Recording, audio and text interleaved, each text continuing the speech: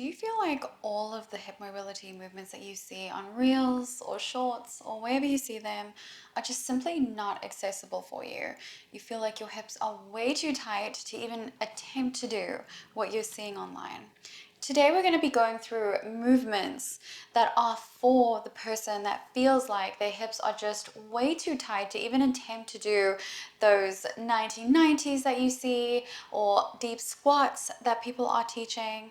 This is going to give you a foundation to really start improving your hip mobility with movements that are accessible for everyone.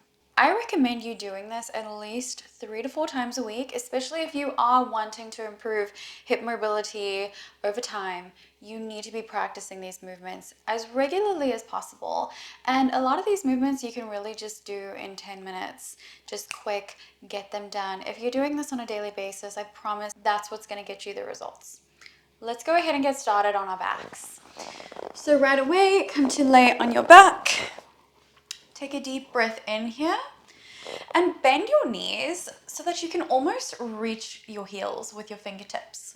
And then just shimmy your feet out ever so slightly so that your knees are hip width distance apart. Take a deep breath in here. And then as you exhale, tuck in your pelvis ever so slightly so that you create fleshness with the mat so your back is connecting to the floor. The reason I'm cueing that for you is because I do want you to activate your core. When we're working on hip mobility, it's important to remember that everything is connected. So these movements are going to help you activate other areas that are important for improving your hip mobility too. So deep breath in here. Exhale, activate the core. Can you kind of tense your core a little bit so it feels like your muscles are going into your rib cage? Hands can go anywhere, totally up to you. And then you're going to send your right leg up towards the sky. Now, if you feel like you have an intense hamstring stretch here, just bend the knee, totally fine. Deep breath in and exhale. Now, as you inhale, you're going to bring your leg down to the floor. And you're going to hover your leg on top of the ground. So I don't want you actually resting your foot on the ground. I want it to be hovering. So you want to go as low as you can without touching the floor. And then you're going to lift back up. Do you feel that activation in that hip flexor? So it is better to have a straight leg. So you can even send your leg out even more so that you don't pull on the hamstring so much. But if it's just too much, keep the bent knee. It's totally fine. The only reason I talk about a straight leg is your leg's a little bit heavier when it's straight. So either way, whichever you pick, bring your leg back up and make this nice and slow. And you want to do about 8 reps. So I think we're on 3. So let's do 5. 4, notice if your other knee starts to flail out. Try to keep nice integrity here. Last 2, you feel that in the hip flexor. And 1, now bend your right knee like you're hugging it into your chest. You're going to inhale and extend the leg out. Exhale, bring it back in. Inhale, extend and bend, extend and bend. Take note, where are your hips? Is your core activated? Is your spine flush with the mat? Let's do 3 more. 2 and 1. Bring that foot back. Deep breath in. Exhale, regather yourself. Fleshness with the mat. Our hips are nice and steady on the ground, and you're letting the earth support you. So just take a little bit of comfort knowing that. You also need to make sure that you're relaxing when you're working on your hip mobility. The nervous system has a huge impact on your hip mobility. All right, inhale. Let's reach that foot up. So whatever you want to do here, if you want to reach your leg out so you can keep it straight, if you want to bend your knee, whatever you're feeling. The important thing is that you're getting the movement done. You're creating those connections from the body to the brain, because that's also another important part of hip mobility, is having a mind-body connection. And if you don't know what that is, maybe I should make a video on the importance of that for mobility and flexibility. All right, let's go ahead and do our reps. So we're going to do 8 here. Take your time. Let it feel good for you. That's another thing with mobility work. Like, take it as slow as you need. And I do recommend slow usually rather than fast. All right, 8 counts. You do you here. Either bending the leg or straightening Up to you. Inhale as you lower, hover. Exhale to lift. Inhale, hover. Exhale, lift. Inhale, hover. And exhale, lift. 5 more.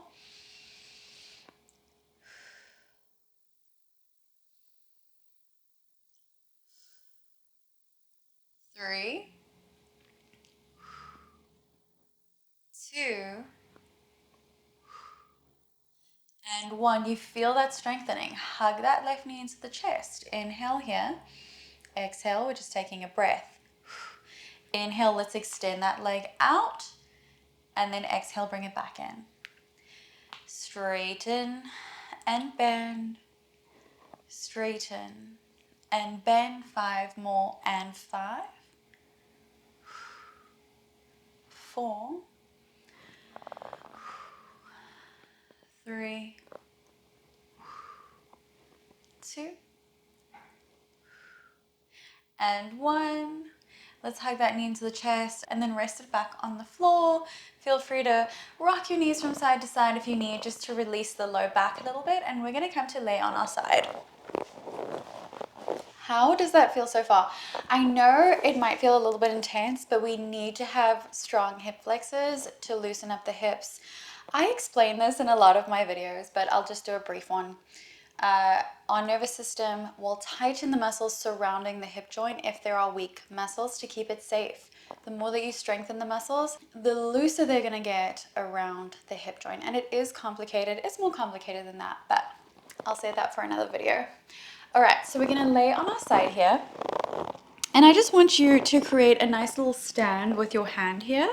And then you can place your top hand, and I'm laying on my right side first, but you can really pick whichever side you want to do first. It doesn't matter.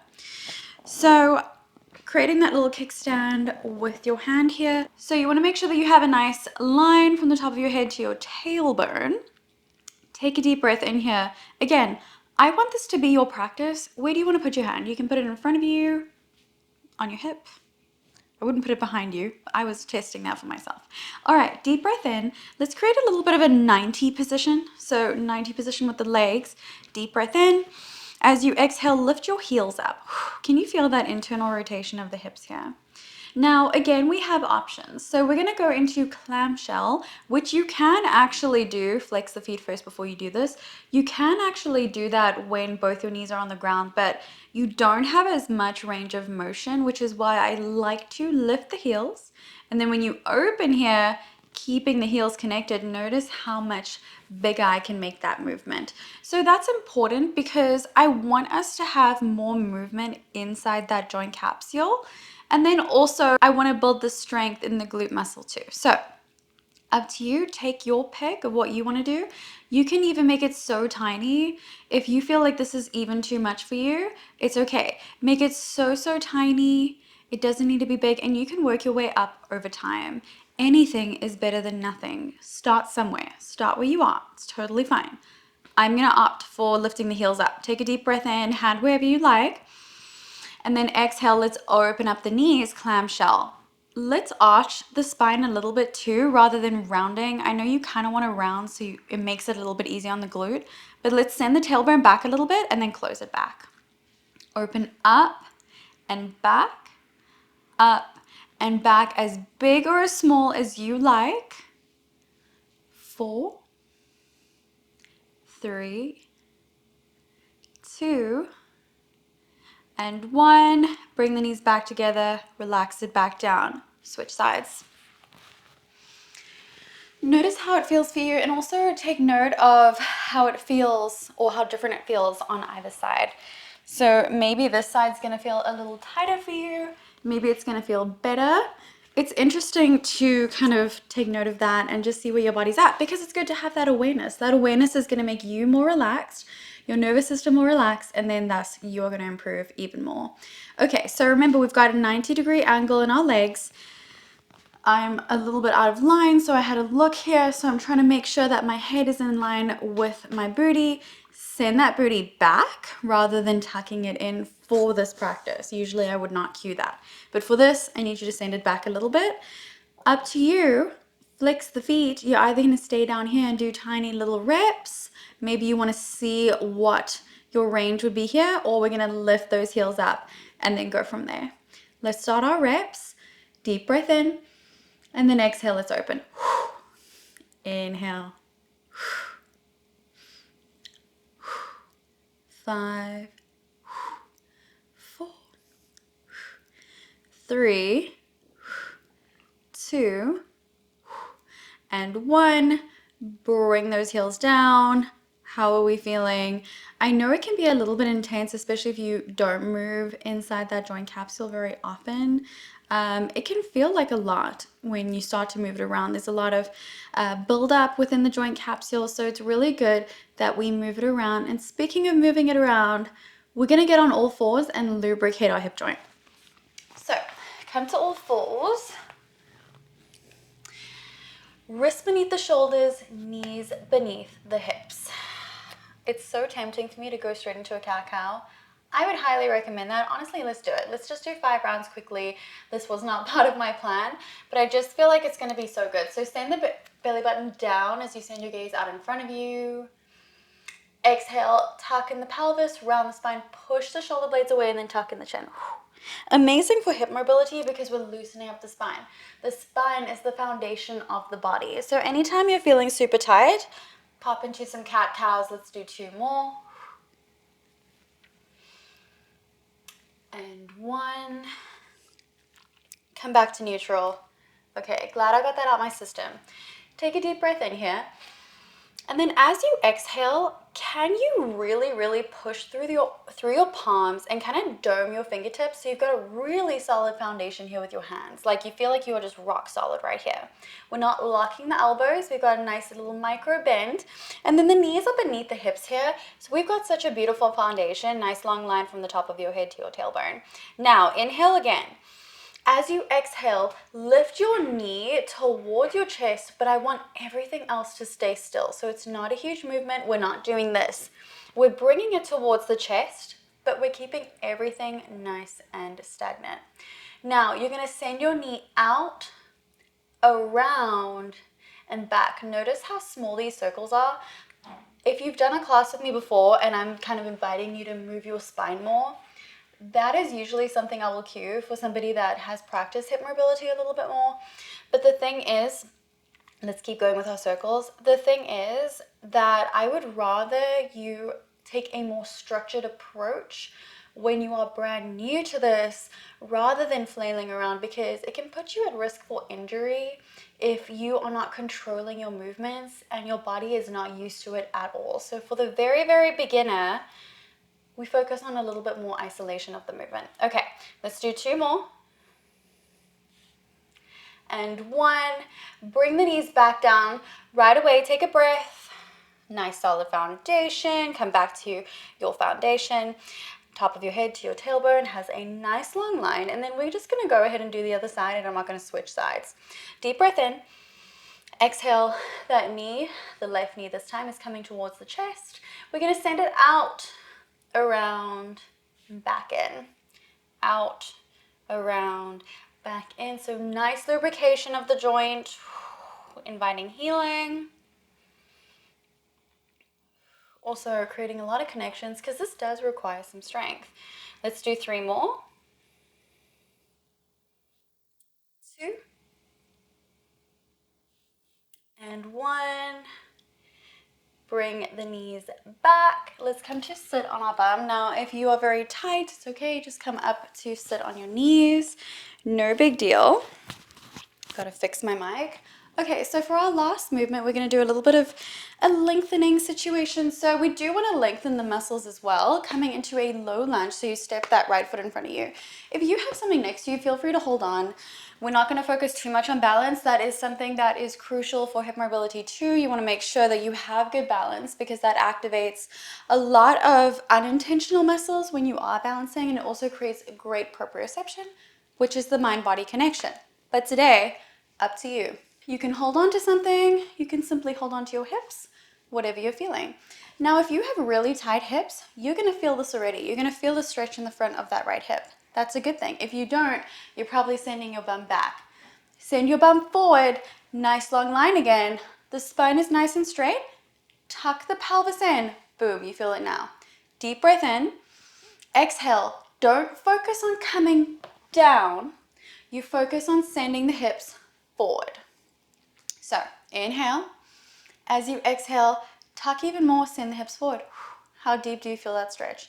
If you don't, you're not tucking or something is wrong with the alignment. So nice long line, tucking in the pelvis, you're gonna feel it. Deep breath in, exhale, tuck, send forward. If you feel it too intensely, just stop right where you are and just breathe there. One more breath here. Exhale. Beautiful. Let's switch sides. So send that left leg forward or whichever leg you did first.